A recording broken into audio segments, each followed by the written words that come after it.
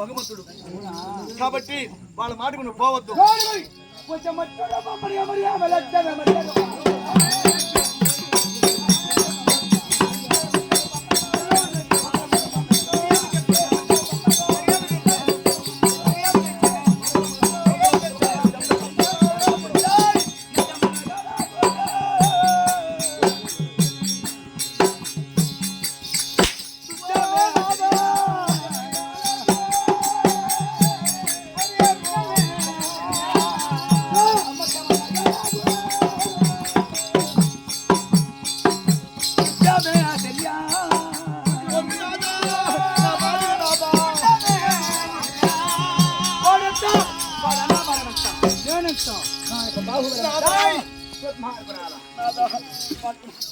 పండుకున్నారు నాతో వాళ్ళ మీద చేయబాక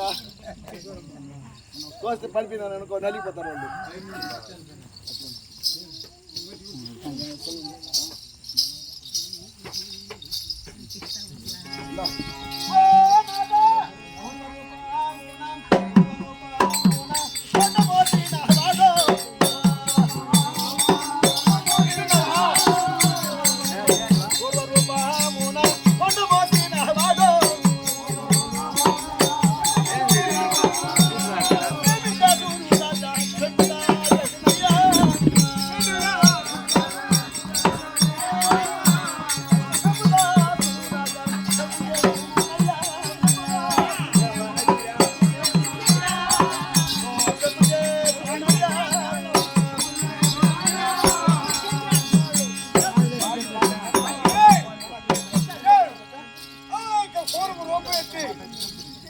అయ్యా కోరుము రూపం పెట్టి ఆ మహానుభావుడు కొండపోసినాడు కదా,